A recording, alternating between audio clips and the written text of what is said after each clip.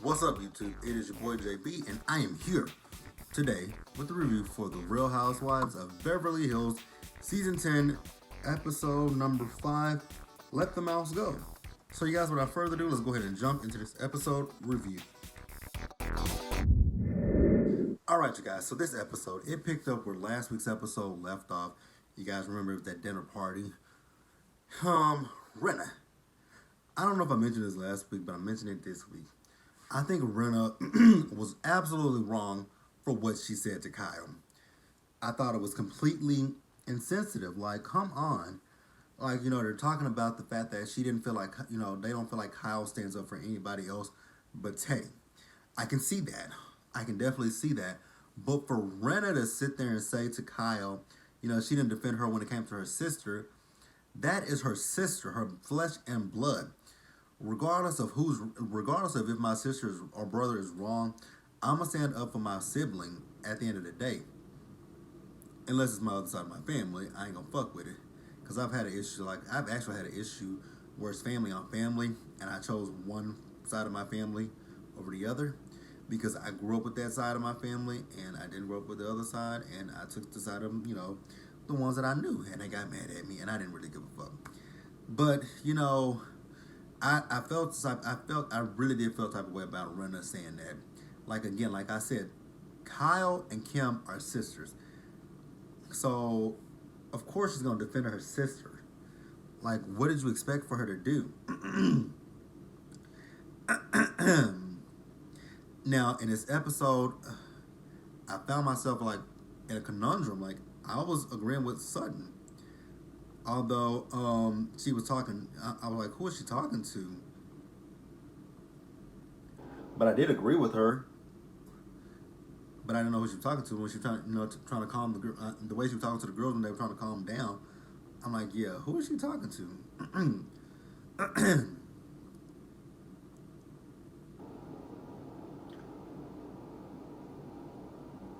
Oh, okay. I had to read my notes, you guys. Now, the one thing that I kind of understood where Sutton was also talking about was what the issue was with Kyle. Again, you guys, I don't really know what that issue was with Kyle about that whole situation with Dorit and the glam. I didn't understand it last week. I don't understand it this week, but Sutton tried to explain it, and it was the fact that Dorit saying that she had a life. Okay, I mean, I think all the women have lives. They have kids. I mean, Dorit's life is Dorit has an interesting, colorful life with all these legal suits that she has, but we're not going to get into that. We're not going to get into that. So then Kyle ended up leaving.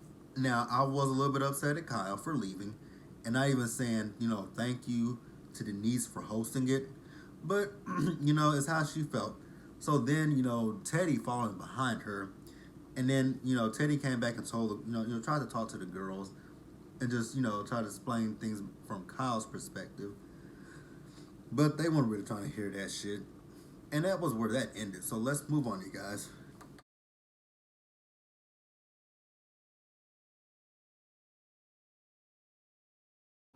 Alright, you guys, so now let's talk about Garcelle. So in this episode, Garcelle really didn't have a lot. Now, I have heard that Garcelle said, I don't know where it was, but she did say that she didn't film a lot with the girls this season because she had 2 projects that she was working on. So we won't see her a lot in the episodes, which I'm okay with that. I'm cool with it. But we see her, and it's her boy's birthday, and she's having a normal party for those boys, unlike what we saw in previous seasons on the Real Housewives of Beverly Hills or any Real Housewives franchise where they have a kids party, where they had these over the top, extravagant parties for 1-year olds, 6-year olds, 7-year olds. It was just a normal party, and I'm like that because even with my mom just gave me a. I mean, she went all out for my birthdays, but they were still normal parties. We didn't have no ponies. We didn't have none of that shit that they've been, we've been seeing on Housewives for years. Like with Phaedra on Atlanta. Who else has had extravagant? The Beverly Hills girls. It was just a normal party for 2, 12-year-old boys, I believe they are. Don't know. So then we also see, Garcelle talking about the fact that she had the sex talk with her boys. I agree with Garcelle about having this talk with her boys. They're about to be teenagers, so why not talk to them now about it? Because and with this day and age, they can log into social media and their sex, and then they come to you and ask you questions, and you be like, "Damn, I should have told you before now." But so I definitely agree with Garcelle about having a sex talk with their boys. She's not aware if the boys know anything about their dad's infidelities. Ooh, all they gotta do is just Google y'all too, and they will find everything. Oh my god. Oh, that's gonna be a. I wonder how the hell is Garcelle going to explain that situation, especially what she did. I ain't judging her because I mean shit. He was cheating on her, so she put it on blast. But god damn, how's she gonna explain that? But you guys, let's move on.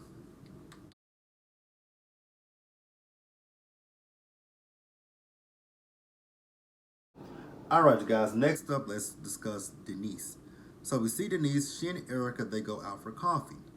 So they talk about this party that Erica is having, and while they're talking about this, Erica does apologize for that conversation that they had at her party about threesomes and everything of the sorts. And I find it insanely. Actually, I gotta be honest. I find it hypocritical. I really do. I have to say, I find it quite hypocritical of Denise. You talk all and you've been doing it this season so far as well. You talk about how big Aaron's dick is. You talk about the fact that he got a happy ending from the lady at the at when they got the massage.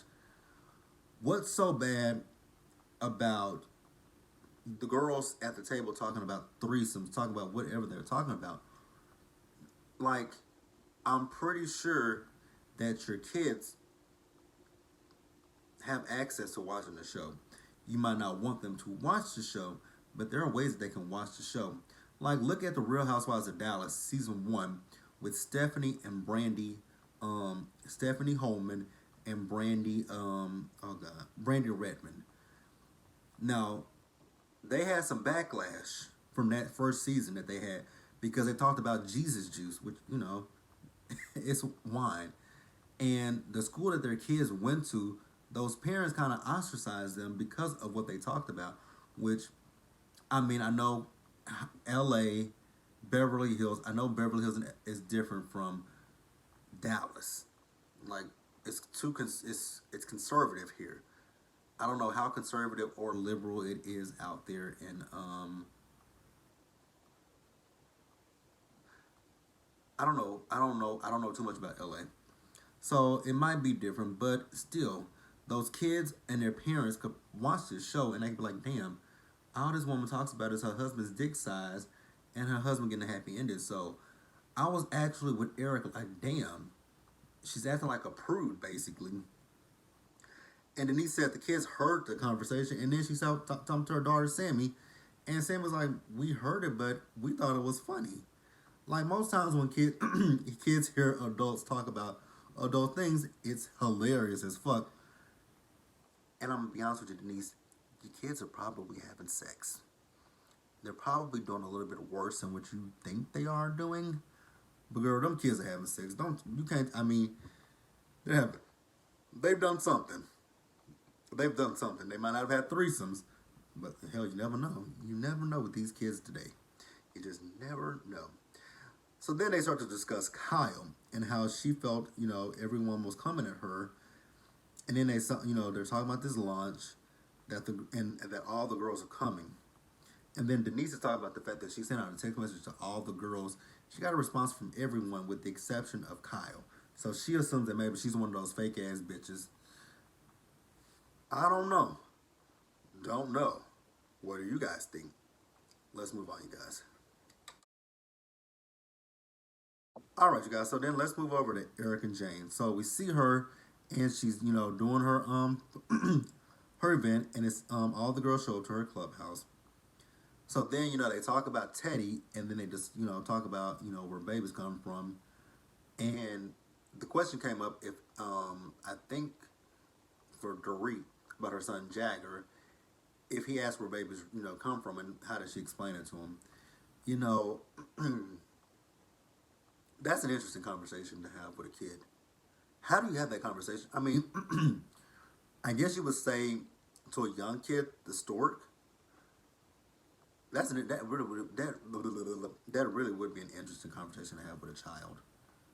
How do you explain that the baby is inside of mommy's tummy? I mean, I guess you could say, it's a miracle. It's a little miracle child. That's just, it's a miracle child for mommy and daddy that, God put inside of mommy's stomach, and mommy's just, cooking the baby until it's ready to come out. I mean, I guess you could say that. I don't know. I have no idea. So then, like I said, all the girls show up. Sudden.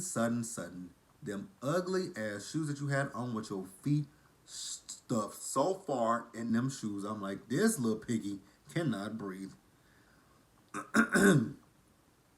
So Rena, she pulls Kyle to the to the side, and she apologizes to Kyle for making that comparison about her not standing up for her against her sister. And Kyle understands. So then we have Denise, Erica, and what's her name, Dorit. They're on the side talking about taking a trip to Italy, and we find out that Dorit has invested in a restaurant. I'm like, really, really? Someone let you invest in their business? Have they not saw the blogs? Like, not a one. Y'all haven't saw all these financial issues that she's having. You want to take on that liability? Wow, wow. Now Dorit want to play like she doesn't have any financial issues, but I'm like, so who's lying? You or the blogs? Because someone is lying, and I don't think it's the blogs. I really believe it's you. I really believe it's you. I mean, we know you went to court for Beverly Beach, so yeah, someone's lying. My money's on Dorit, completely on Dorit. All right, so Kyle then tells the girl she wants to do something with the girls now that she's done with the movie. And Denise was talking about, girl, you want a hand clap?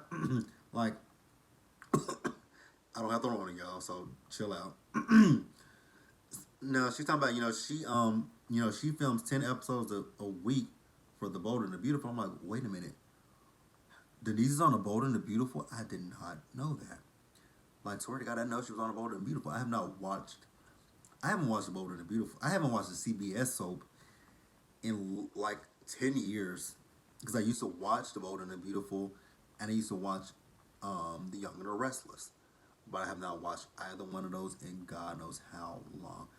It's over. It's at least 10 years or more that I've watched either one of those soaps. My soaps of choice now are General Hospital and Days of Our Lives. And Days of Our Lives is at the low end of the totem pole. If I miss an episode of Days of Our Lives, I don't really give a fuck because I actually kind of hate it. I actually hate Days of Our Lives at this point. And I used to love Days of Our Lives back in the day. I used to love it. Like, I would never miss an episode of Days of Our Lives. Never. But now, if I miss it, I don't care because some of the characters on there are so freaking unlikable. Actually, half of the characters are unlikable. There's only one character on there that I really 100% fuck with. Gabby Hernandez. If you guys don't know anything about Days of Our Lives, I don't mean to bore you, but Gabby is like my favorite character. I know a lot of the fans hate Gabby, but I like her because she's real, whereas everybody else is so pretentious, uptight, and holier than thou. So I fucks with Gabby, and I watch. But General Hospital is number one currently. Love General Hospital. It actually wasn't always my number one soap. I'm gonna tell you guys my soap operas because we just going off on the tangent for right now, and I'll get back. Because I'm actually kind of done with this, and we'll move on in just a minute. So my soap operas used to go in order of this. Now back when because I started watching soap operas. Actually, I started watching soaps with my grandmother. And she stopped watching them, and I picked up on them. So my first soap opera that I watched was Passions on NBC. Then I got into Days of Our Lives. Then I got into All My Children. Then I got into General Hospital, and then I got into One Life to Live. Those were my soaps. And oh god, three of my soaps are like Passions is gone, All My Children is gone, and All One Life to Live, they're gone. Those are my favorites back in the day. Those are my favorites, and I used to record them in order of All My Children come on first. On Yep, all my because this was before. Oh wow, I'm aging myself. This was before DVRs came out. I had to record it on my VCR, and thank God, in my hometown of Tyler, we could get two Dallas TV stations, Channel 8 and Channel 4. So on Channel 8, um, the previous day's episode of All My Children would come on. So I would be a day behind on All My Children, unless I was home that day. I was able to watch it. No, I actually really wasn't. But it used to be All My Children, then Days of Our Lives, then Passions, and then General Hospital. But you guys, I didn't mean to go off on that tangent. But let's move on. So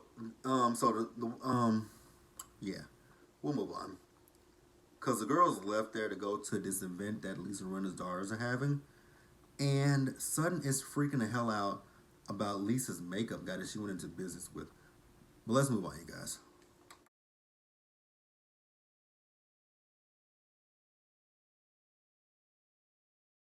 Alright, you guys, and let's close the episode out with Renna. So we see Renna and her daughters, they were doing a photo shoot for their line. It's called DNA, I believe. So I'm thinking it's for Delilah and Amelia. I'm guessing, I don't know. And, Renna wants to have a launch party for them. So the way that things worked out was it was Erica's event, the launch party, and a dinner. So we see Renna at her mom's house getting ready. And like I said, the order of events was Erica's event, the launch party, and then dinner. So, I've already discussed Erica's event, so now we're going to the launch party. Now, as I got to the launch party, like I said, Sutton was freaking the hell out about Joey Maloof. Is he of any relation to Adrienne Maloof and her ex-husband? Like, is he any relation to them? I don't know, you guys.